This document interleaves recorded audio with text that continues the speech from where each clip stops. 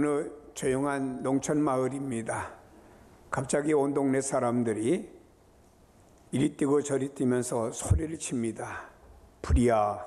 이렇게 보았더니 어느 초가집 하나가 불에 붙어서 활활 타고 있습니다. 사람들은 집에서 조그만 양동이 등등 어떤 그릇들을 가지고 와서 물을 퍼다가 열심히 불난 집에 끼얹기 시작을 했습니다. 그런데 이 불은 집을 태우면서 옆에 있는 외양간, 그래서 소우리도 태우고 그 옆에 있는 닭장까지 다 태우게 되었습니다. 불이 다 이제 소진된 다음에 주인과 함께 동네 사람들이 불 타고 난 다음에 무엇을 건질 수 있는가를 이것저것 살피는 가운데 닭장을 가보았더니 그 닭장에는 닭 한 마리가 불에 끄슬려 가지고 거기에 있습니다. 그래서 막대기로 툭 쳤더니 그 닭 아래, 날개 아래서 병아리들이 삐약삐약 하면서 나오게 되었습니다. 이 내용인즉슨 불이 나고 화기가 이렇게 점점 가까이 오니까 이 병아리들은 엄마의 그 날개 아래로 다 들어가게 된 것이고 엄마는 그 병아리를 품고 그 자리에서 죽고 말았습니다. 이것이 바로 하나의 그 모성애를 가지고 자기 새끼를 보호한 하나의 짐승, 즉 우리가 이 땅에서 닭이지만 참 그의 모성애가 얼마나 크냐라고 하는 것을 알 수가 있습니다. 자기 날개로 그 병아리를 보호한 것이죠. 시편 57편 1절에 이렇게 고백합니다. 하나님이여 내게 은혜를 베푸소서, 내게 은혜를 베푸소서. 내 영혼이 주께로 피하되 주의 날개 그늘 아래서 이 재앙들이 지나가기까지 피하리이다 라고 말씀했습니다. 하나님께서는 때때로 당신의 백성들을 보호하는데 여러 가지 비유법을 써서 우리에게 말씀하고 있습니다. 바로 부모가 자녀를 보호함과 같이, 또 하나님께서는 눈의 눈동자와 같이, 하나님께서는 오늘 본문에 보니까 주의 날개 그늘 아래서 너희를 보호한다. 어떤 또 이 날개 아래서 너희를 돌보아 준다. 안식을 얻게 만들어준다 라고 말씀하고 있습니다. 다윗은 이 말씀을 기록하면서 지난날에도 현재도 미래도 주님의 날개로 우리를 보호해 주시고 주님의 인자하심으로 살펴주신다고 시편에 노래하고 있는 것을 들어볼 수가 있습니다. 찰스 스펄전이라는 목사는 이렇게 말했습니다. 주님께서 나의 모든 것 되신다는 사실이 제 영혼을 환희로 벅차게 만들고 기쁘게 합니다. 저는 주님이 주시는 능력 이외에 다른 모든 능력을 다 빼앗긴다라고 해도 행복합니다. 나를 떠나서는 너희가 아무것도 할 수 없다고 하는 말씀을 생각하면 주님이 주신 행복 때문에 저절로 웃음이 나옵니다라고 스펄전은 고백하고 있습니다. 새들은 둥지에서 어미 보호를 받을 때 행복할 수가 있어요. 어떤 짐승들은 가축들 말이죠. 엄마의 보호를 받을 때 그 안에서 행복할 수 있고 맹수들로부터 보호를 받을 수가 있습니다. 아이들은 부모의 보호 아래 있을 때 그 아이들이 행복할 수가 있습니다. 부모를 떠난 탕자는 그 순간부터 행복할 수가 없지요. 우리 성도들은 주님의 은혜의 날개 아래에 있을 때 거기에 진정한 행복 있고 만족 있고 감사가 있는 줄로 믿습니다. 높은 다시 말해 낮은 사람은 높아지기를 원하고 있죠. 가난한 사람은 부자가 되기를 원하고 있습니다. 죄인인 우리들은 영원한 생명을 얻는 것도 놀라운 은혜이지만 참된 은혜는 우리가 하나님의 은혜의 날개 아래 있다고 하는 것, 다시 말해 주님 한 분만으로 행복해질 수가 있지요. 왜냐? 주님의 은혜의 날개 아래 있기 때문에 우리는 그 주님 한 분을 위해서 행복하고 감사하고 만족할 수가 있는 것입니다. 여러분, 우리는 이렇게 고백해야 됩니다. 나는 주님 안에 있는 것이 최고의 행복입니다라고 고백하는 성도가 되기를 바랍니다. 근데 우리의 참된 행복은 다 사라지는 시대에 살고 있어요. 많은 사람들이 한숨을 쉬고 근심 걱정하며 어떡하지요라고 갖가지 자기의 삶의 모습을 돌아보면서 이야기하는 사람들이 있습니다. 여러분, 많은 사람들이 은혜 대신 권리만을 주장합니다. 아이들은 받을 권리만 주장하고 청년들은 사회에서 공짜로 받는 복지만 주장하고 국민들은 국가에서 무엇인가를 해주기를 바라고 있습니다. 어린아이 수준의 행복은 남들이 주는 것에 행복해합니다. 어린아이들은 누가 나에게 무엇을 주면 거기서 행복해한다 이 말입니다. 청년 수준의 행복은 스스로 무엇인가를 해나갈 때 거기서 행복을 얻게 되는 것이죠. 내가 청년 기업을 만든다든지 뭐든 여기서 행복을 느끼게 됩니다. 그러나 성숙한 성인의 수준의 행복은 남들에게 무엇인가 주면서 베풀면서 보람을 느끼고, 그리고 최고의 행복은 하나님 한 분만을 위해서 행복해야 하는 것이 최고의 행복의 수준인 줄로 믿습니다. 이 세상은 조건적이지만 진짜 은혜는 무조건적이죠. 주님이 이 땅에 오신 것, 하나님 무조건적 주님 보내주셨고, 주님이 우리를 위해서 십자가 지신 것도 무조건적이지 그 안에 조건이 붙어 있지는 않습니다. 참된 은혜와 축복은 환경을 바꾸는 것이 아닙니다. 하나님과 함께 있음을 확신하는데 참된 은혜와 축복이 있는 거예요. 사람들은 오늘날의 나의 환경과 나의 주변의 모든 것들이 변화되면 이걸 은혜라고 생각하는데 아닙니다. 하나님께서 나와 함께 계신다는 이 사실, 이 하나를 확신할 때 거기에 참된 은혜와 기쁨이 넘치는 줄로 믿습니다. 선행을 행하여야 복을 받는 것이 아닙니다. 은혜에 대해 감사함으로 자연스럽게 열매로 인해서 선행이 따라와야 된다라고 하는 것이지요. 오늘 본문의 내용을 살펴보면 룻기의 내용을 좀 살펴보겠습니다. 가나안 땅 베들레헴에 흉년이 들었습니다. 하나님 백성이 사는 그 지역, 하나님이 약속한 가나안 땅, 젖과 꿀이 흐르는 땅에도 때때로 흉년이 들었고 어려움이 있었습니다. 이 세상에는 아무리 하나님 백성이 사는 곳이라고 해도 때때로는 어려움과 고난이 올 수도 있다고 하는 것을 보여주는 내용이 된 것입니다. 나오미라고 하는 여성은 남편 엘리멜렉을 설득했습니다. 이 땅이 어려우니까 우리가 좀 잘 사는 나라로 이민 혹은 이주해서 살자고 하면서 주변에 보니까 그래도 괜찮게 안정되게 살아가는 땅 지역이 모압 지방이었습니다. 그래서 남편을 설득해가지고 모압 지방으로 이주해 가게 되었지요. 모압 지방은 하나님을 섬기는 지역이 아닙니다. 우상 숭배하고 가나안 땅이 아니고 하나님의 축복에서 제외된 땅으로 이들은 잘 살겠다고 육신의 평안과 육신의 안일과 육신의 어떤 목적만을 가지고 두 아들을 좀 좋은 환경 속에서 잘 키워보겠다고 이민을 결심해서 가게 된 거지요. 모압에서 세월이 지나며 생활이 안정되게 되었습니다. 두 아들은 모압 지방에서는 하나님의 백성들이 없으니까 이방 여인이었던 모압 여인 중에서 참신한 며느리를 아들의 아내로 삼도록 만들어 주었습니다. 가정을 이루었습니다. 타복하지요. 이 가정에 풍파가 들이닥치게 되었습니다. 어느 날 엘리멜렉 남편이 죽습니다. 그리고 이어서 두 아들도 젊은 아들이 또 죽습니다. 이제는 이 집에는 시어머니 혼자 사시고 혼자 사는 두 며느리만 남게 된 바로 세 분의 혼자 사는 사람만 남게 되었습니다. 나오미는 하나님의 언약의 땅인 베들레헴을 버리고 이방 땅 모압 땅으로 간 자신의 불신앙, 육신의 생각만 했지 내가 영적인 것을 생각지 못했다는 사실을 깨닫고 두 며느리를 불러 모아놓고 너희들은 모압 여성들 아니냐? 너희들은 이제 친정이나 너희들 동족에게로 가라. 나는 내 고향 땅인 베들레헴으로 돌아갈 것이다 라고 말했습니다. 그랬더니 두 며느리가 아니라고 말했죠. 그래서 시어머니가 간곡히 부탁을 했습니다. 그래서 큰 며느리는 자기 동족 있고 친정집인 쪽으로 돌아갔습니다. 둘째 며느리 룻은 시어머니에게 나는 시어머니를 떠날 수 없습니다. 시어머니 가는 곳에 나는 꼭 같이 가겠습니다. 베들레헴 시어머니 고향 땅임 나도 그곳으로 함께 가도록 하겠습니다 하면서 간청해서 베들레헴으로 여기 있는 나오미가 돌아올 때 룻이라고 하는 모압 여자와 함께 며느리와 함께 돌아오게 되었습니다.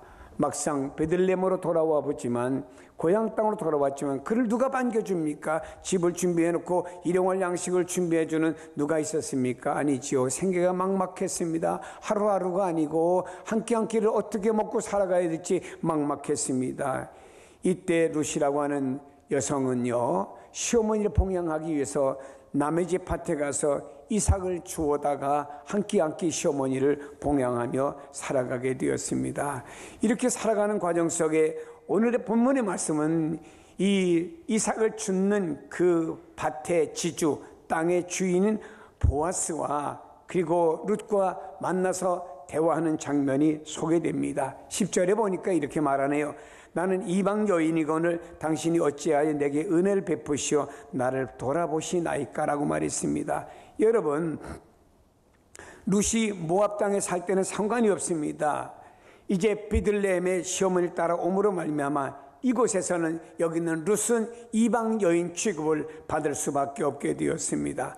전통적으로 보면 히브리인 유대인들은 이방인들을 천하게 여겼습니다. 그래서 이방인들과 결혼하지도 않습니다. 이방인 집에 가서 먹고 마시지도 않았습니다.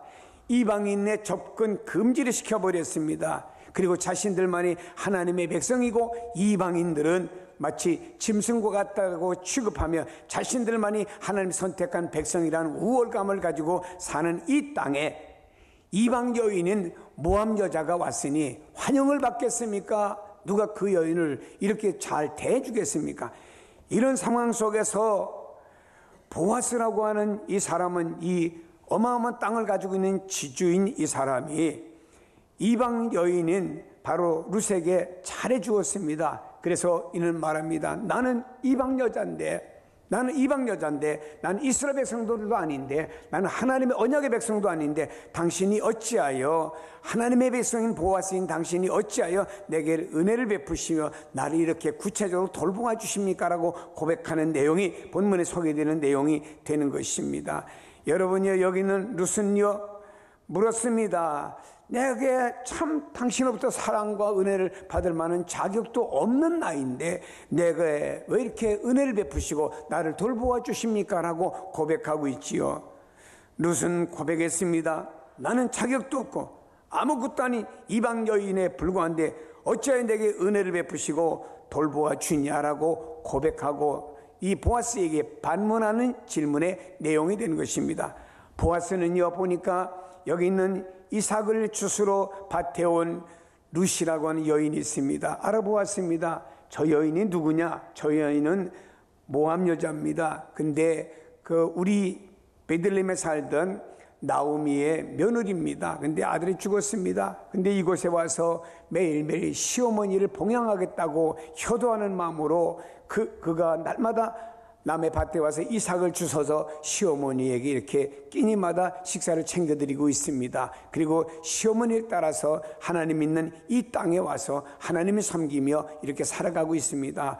라고 하는 이야기를 듣게 되었죠. 이때 보아스는 여기 있는 그 룻을 향하는 측은한 마음이 생겼고 동정심이 생기게 된 거지요. 그래서 하루 룻을 불러다 놓고 이렇게 말했습니다. 이제부터 다른 밭으로 가지 말아라.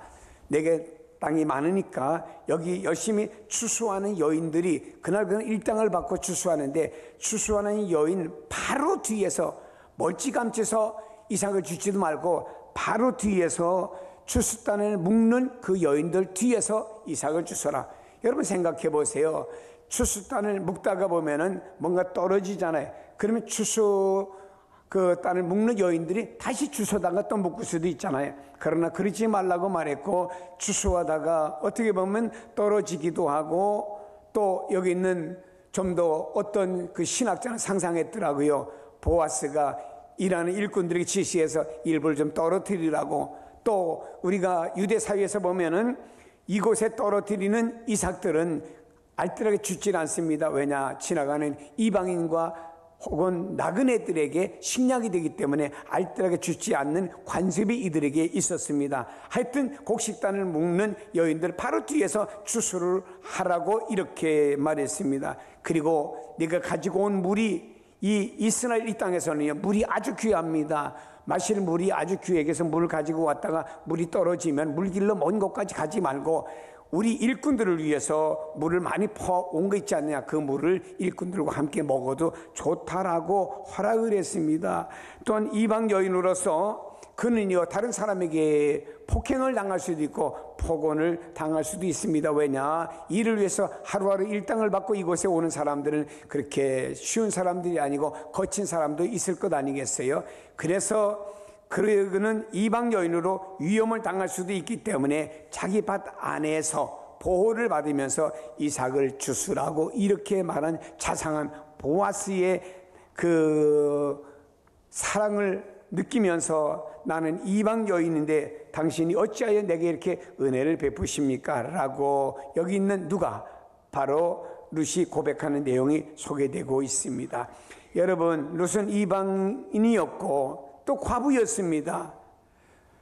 자기가 자기를 볼 때 나는 이곳에 있는 사람들에게 하인, 하녀 취급을 받아 마땅하다고 생각했는데 그런 나에게 은혜를 베풀어 주신 것 너무 고맙다고 이렇게 고백하는 내용입니다. 여러분요, 그녀는 느꼈습니다. 하나님께서 보아스라고 하는 사람을 통해서 자기를 은혜의 날개 아래 보호하여 주셨고 또 주님의 사랑스러운 신부로 삼아주셨고 온전한 상을 주신 것을 그는 믿었습니다. 여러분, 오늘 우리가 누굽니까? 성경에는 하나님이 우주와 만물을 창조하셨고 홀로 신이신 하나님이십니다. 그 하나님께서 우리를 향한 그 사랑과 은혜가 임했는데 우리가 어떤 사람인가요? 골로새서 1장 21절에 보니까 전에 악한 행실로 멀리 떠나 마음으로 원수가 되었던 너희들 이렇게 말씀했어요. 우리는 누구냐? 죄로 말미암아 죄짐으로 말미암아 하나님의 원수가 되었던 우리들이었습니다. 이런 우리들에게 에베소 2장 16절에 보니까 십자가로 둘이 한 몸으로 하나님과 화목하게 하려 하심이라. 원수된 것을 십자가로 소멸하여 주셨다. 다시 말해 하나님께서 말입니다. 하나님과 원수된 우리를 위해서 예수 그리스도를 이 땅에 보내주셨고 그분이 십자가를 지심으로 말미암아 십자가가 하나의 다리 브릿지가 돼가지고 그를 통해서 하나님 앞에 나갈 수 있는 길을 하나님이 우리에게 허락하여 주셨고 그리고 말입니다. 우리로 하여금 하나님을 아버지라고 볼 수 있는 특권과 은혜를 부어주신 줄로 믿습니다. 그리고 우리에게 말입니다. 오히려 하나님께서는 당신의 은혜의 날개 아래 이렇게 품어주신 거예요. 어미닭이 자기 병아리 날개 아래 모아 품어주셨듯이 우리를 하나님의 은혜의 날개 아래 품어주신 겁니다. 여러분 눈으로는 안 보일는지 모르지만 하나님의 은혜의 날개는 오늘 구체적으로 여러분 가운데 함께하여 주시는 줄로 믿습니다. 이스라엘 백성을 보세요. 애굽을 나왔을 때 장정만 60만이지만 남녀노소 합치면 약 200만 되는 사람들입니다. 이들이 광야에서 먹고 마시고 시원한 그늘 등등 생활에 필요한 것을 공급받아야 되잖아요. 그런데 이들은 이것을 인위적으로는 공급받을 길이 없습니다. 그런데 하나님께서 그들에게 하나님이 은혜의 날개로 쫙 보호하여 주심으로 말미암아 40년 동안 굶주리지 않고 목마르지 않고 춥지 않고 덥지 않고 옷이 휘어지지 않고 대적으로부터 멸망당하지 않고 하나님의 보호 속에 이스라엘 백성들이 물론 대는 바뀌었지만 가나안 땅으로 입성하는 축복을 주신 줄로 믿습니다. 사랑하는 여러분이요, 오늘 하나님의 은혜의 날개가 오늘 여러분을 덮어주시기를 바랍니다. 가정을 덮어주시기를 바랍니다. 개인을 덮어주시기를 바랍니다. 여러분의 직장과 사업장에 하나님의 은혜의 날개가 덧입혀 주시기를 바랍니다. 하나님의 은혜의 날개가 우리에게 덧입혀 주시기를 바랍니다. 이 나라 이민족에도 하나님의 은혜의 날개가 이렇게 덮여주시기를 주의 이름으로 축복합니다. 다음에 여기 있는 이 룻은요, 믿음의 가문을 세워주었어요. 구약의 왕이었던 다윗의 증조모가 룻이 된 겁니다.